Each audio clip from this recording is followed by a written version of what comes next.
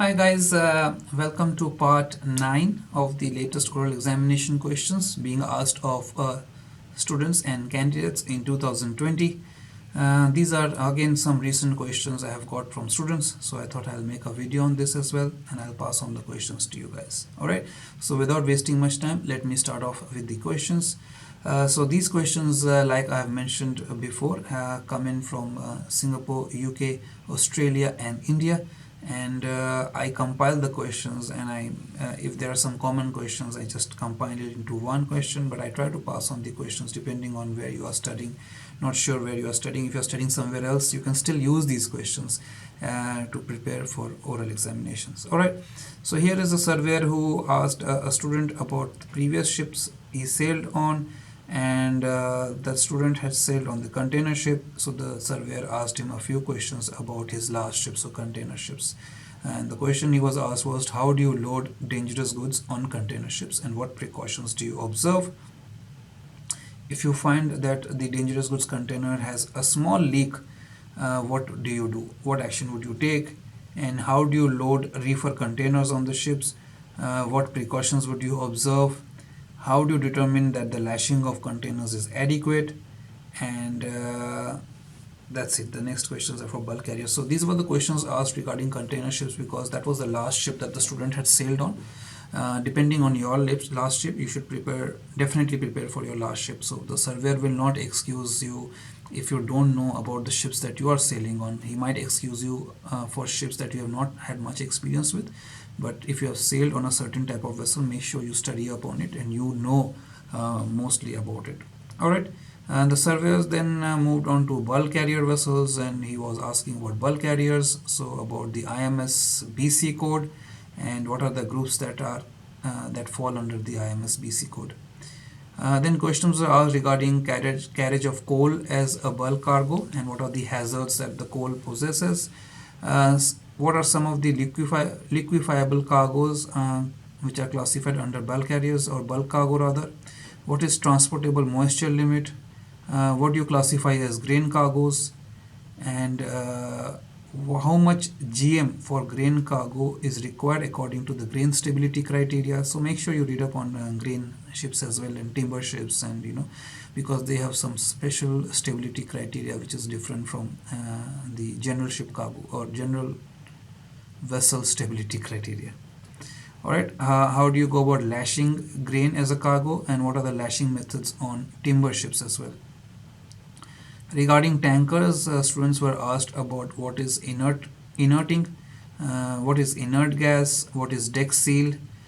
Classes of IMDG cargo was asked for dangerous goods carriage.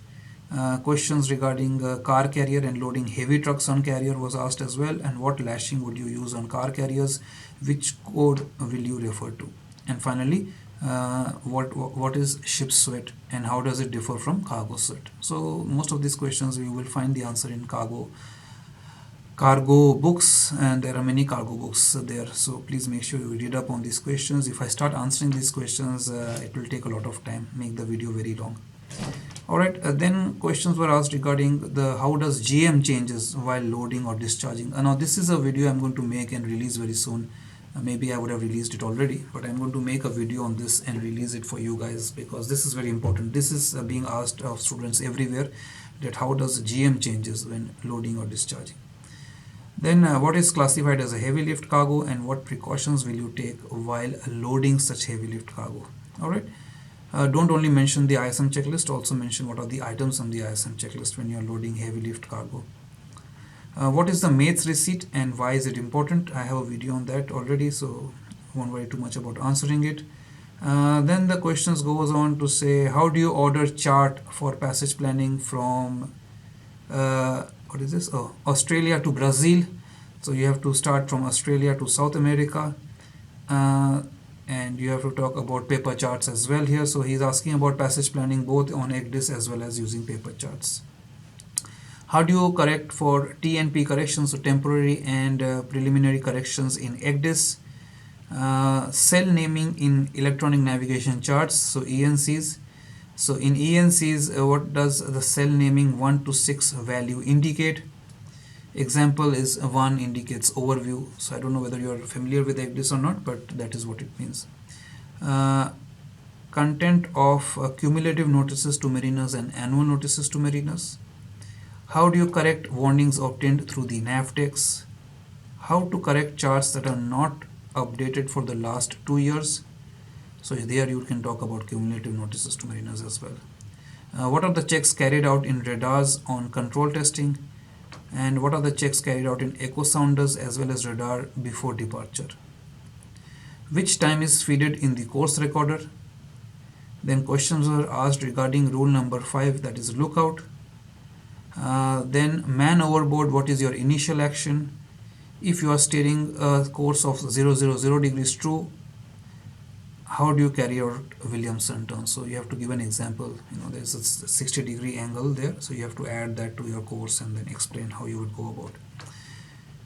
Then regarding rule of the road situations, head-on situation was asked between power-driven vessels, crossing situations and overtaking situations was asked as well. In restricted visibility, who is a give-way vessel and who is a stand-on vessel. Overtaking situations in narrow channels was asked as well.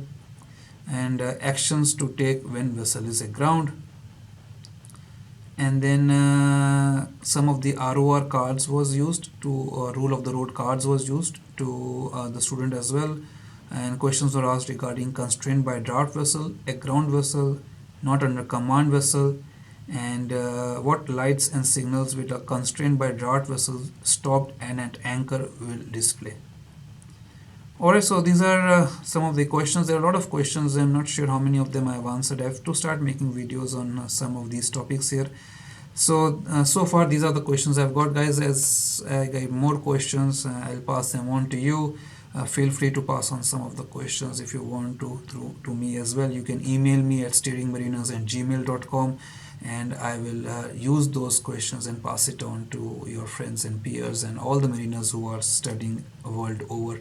So the idea behind starting this channel was purely to share my knowledge and share your knowledge with others, and share the knowledge basically so that all of us can benefit. We can learn the right thing, not only pass orals but learn the right thing to do our job correctly, reduce the number of accidents, and then pass on the knowledge. So it's like paying it forward. You learn and you pass it on. That's the key to a happy life. Alright guys, so I'll stop the video now, and I look forward to your feedback and comments. What do you think about these videos? Are they useful or not? Whether I should keep them coming? If they are not useful, please let me know as well. Alright guys, good luck, and see you soon with my next video.